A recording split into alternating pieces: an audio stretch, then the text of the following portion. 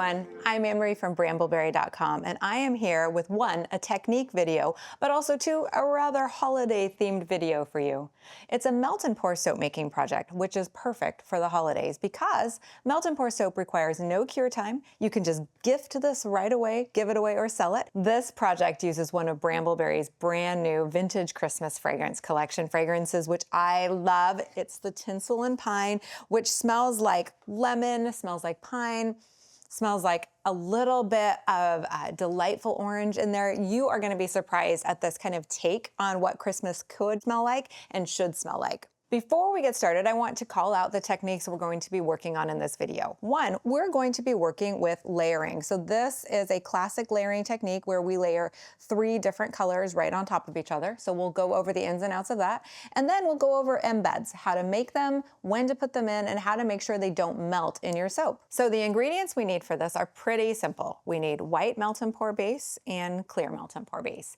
Now, one of the keys to making your layers stick together is to use the same brand of melt and pour base. So you don't want to switch up like a Brambleberry branded melt and pour base with another one because they won't have the same viscosity and their recipes might be drying at different temperatures and at different rates of speed, which would make the layers break apart. So keep that in mind. To get the perfect green, I am doing a little bit of extra work and I'm going to be using 2 different oxides, hydrated chrome green and green chrome oxide. Those do require a little bit of pre-mixing, so I'll show you how to do that. If you really hate pre-mixing your oxides, you could just use the Brambleberry color block, which is a pre-made block of color that you just chop up a little bit and then put in there. We do have a green chrome color block, but I'm going to go the extra mile to get that perfect green and mix these 2 up.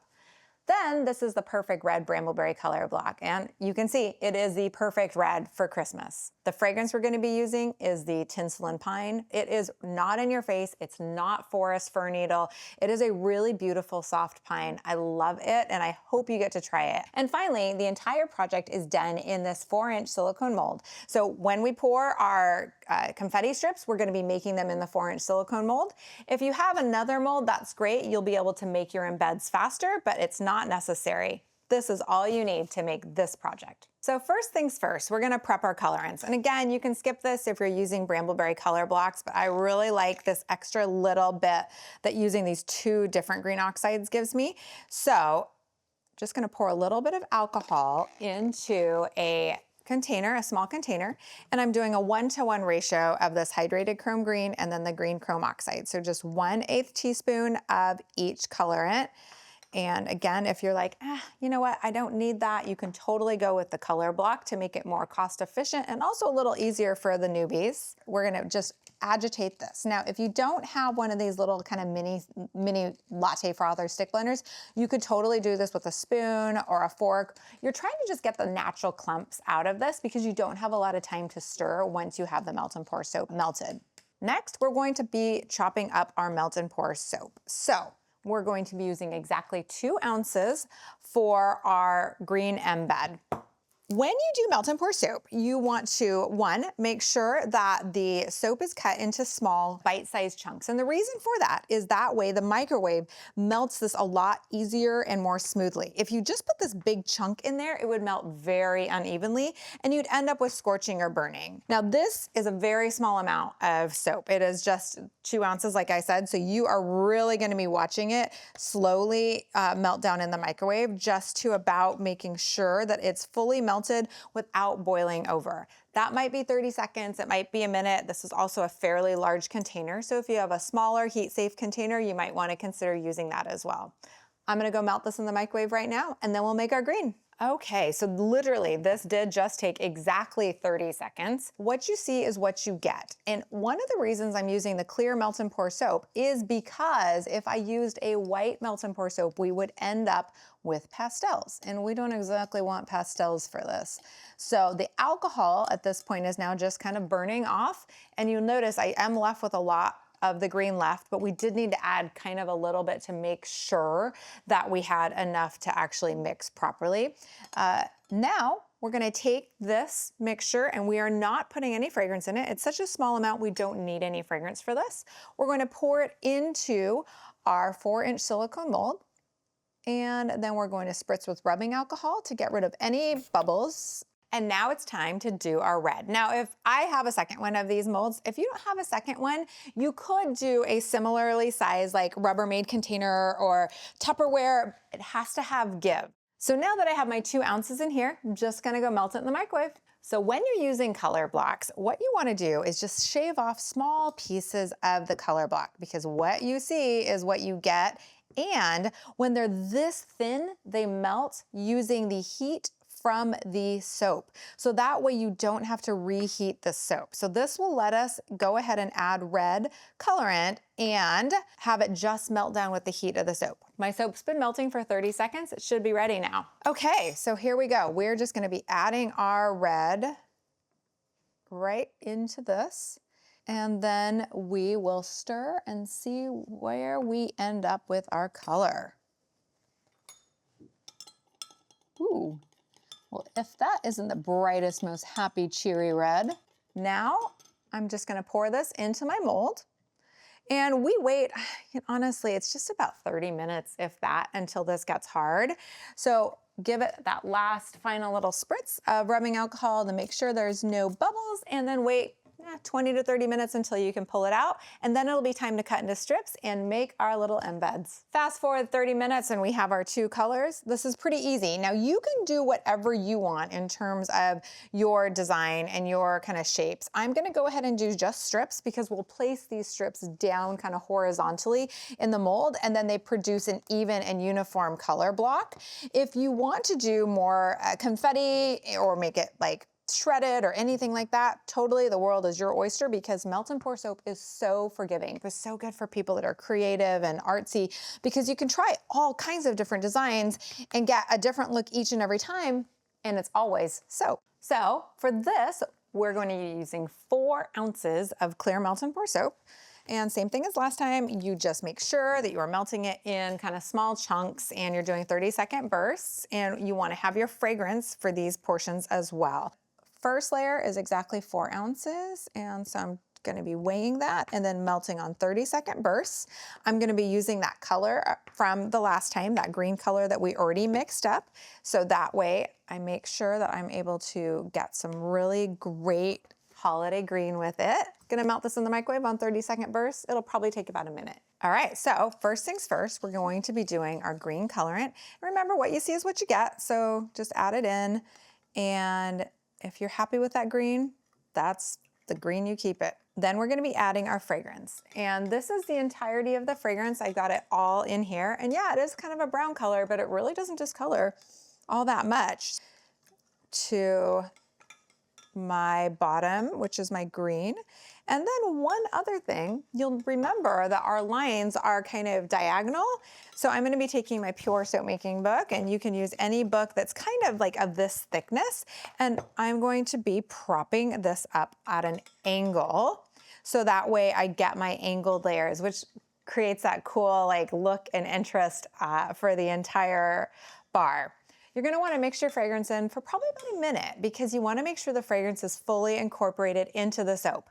If it's not, well, what ends up happening is it can pockmark your mold, or it can just kind of pull out of the soap and create little unseemly, unsightly liquid pockets on top of the soap or on the sides of the soap. So we wanna make sure we're mixing that fragrance in really well. Finally, I'm pouring right at about 125 to 130. I don't want this to be too hot at all, because I want it to be able to cool down pretty quickly, so I'll be able to pour my second layer quickly.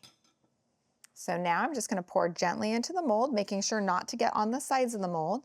It'll fill up nicely, and then there's a lot of bubbles, so I'm gonna be spraying with my rubbing alcohol. My green layer is just getting ready to kind of, set up. I can see that the nice skin is forming. So I'm gonna go ahead and prep my white layer. So fragrance is here. I have exactly 8 ounces of white in here, and you're gonna wanna eyeball this and make sure that you don't end up filling so much of the white that you don't have enough for that third layer. But so it's kind of between 6 and 8 ounces. I'm gonna go ahead and melt exactly 8 ounces, just so I have like the perfect amount. I do have an overflow mold in case I melt too much. So I'm gonna put this in for 1 minute and see what that gets us. While my white melt and pour soap is melting, I just wanted to show you really quick. this has a really thin skin on it. You can kind of see that it is still flexing. That is not a good time to pour. If you pour the white soap on top of it, one, it can melt it, or two, it can have breakthrough. So we're still gonna be waiting. So I'm gonna pull my white soap out of the microwave and just kind of stir and stir and stir until this gets to a better kind of thicker layer to pour onto. And I'm just gonna stir. So now is a good time to just be hanging out. And if you're like, oh, Anne-Marie, I'm not that excited about standing here and stirring. I am busy. You can put saran wrap on this and walk away, and that will help prevent the skin from forming on the white soap. We don't want to remelt this white soap because every time we melt the soap, water escapes out of it and evaporates out, which would make this a harder formulation than this one, which would be a cause for layer separating. So it's been, I'd say probably about 5 minutes. I'm at 124, which is great. That will not melt my next layer. I'm gonna check my next layer. It's got some give, but it feels like it's gonna hold up. Final thing to do is just to spray with a little bit of rubbing alcohol to make sure there's no dust, there's nothing that could possibly have any effect on my 2 layers. And then I'm going to pour a thin layer and start putting in my confetti. So I've poured a little bit of white and then I've gently poured in some of my embeds. So I'm just gonna do the next little bit. So I just like to cut these to kind of the length of the kind of fall that these are getting. And then you always want to be spraying in between layers. You want to make sure there's no holes. You want to make sure that the surface tension is really low. And I'm only going to do 1 more layer. So I did that full 8 ounces, and now we're putting in the final of our confetti. And I'm going to make sure it goes kind of down pretty far into my white soap, because remember, we need to have that differentiation between the red soap layer and the white soap layer. So I'm just gonna get my little hands in there and push those down. Now we're gonna give this away, and this is gonna cool so much faster than the green layer because these guys were already hard. So from a temperature kind of variation standpoint, these will almost act like ice cubes, and they will help that white layer cool so much more quickly. So it's time to prepare the red, because we've got like a couple minutes before we pour that. Our white soap did indeed harden pretty quickly. So I'm gonna go ahead and melt this 4 ounces of clear in the microwave for about 40 seconds. And then I'm gonna shave off a little bit of this red color block, this perfect red color block, and make my red, which will be my 3rd layer. Clear soap, 46 seconds specifically. And now we're putting in our very thinly sliced color blocks. I love these because they are just, that you literally just put them in, you stir, and you get your color. So fragrance now. Remember, we're gonna be stirring this for right about a minute because we wanna make sure that the fragrance fully incorporates in. And, oh, I love this. I'm gonna do a quick temperature check, just to check in and see where we're at. We're at 153, so just a little bit of cooling down, because remember, we don't want any breakthrough on this layer. So I'm just gonna go ahead and get ready to pour. I'm checking my temperature, 132, so really just fine. I'm gonna spray with that rubbing alcohol to reduce any sort of friction that might be between the 2 layers. I'm gonna pour slowly, because one of the things you wanna make sure to do when you're doing layers is not pour in one specific place, and you wanna pour low and slow. That helps with the breakthrough bleeding. And now you'll see it's time to take this off our book, straighten it out, because we want to make sure that the top of this is straight as opposed to a curved line. So here we go, and that filled up perfectly. And last step, rubbing alcohol. And then I'm just gonna let this sit overnight, and then it'll be ready to cut and use, give away, and sell. So we made this one yesterday, and it is perfectly ready to come out. One of the tips to making sure your layers stick together is to cut them within about 24 to 36 hours of making your entire loaf. So keep that in mind. This came out beautifully. I can't wait to see. I'm gonna go ahead and just cut straight down. One more tip for making sure the layers stick straight together, non-serrated knife. And when you cut pretty quickly and firmly. Do not dilly-dally when you cut. So here we go. Exhale, push down, and there we go. Perfect layers, gorgeous embeds. I love it.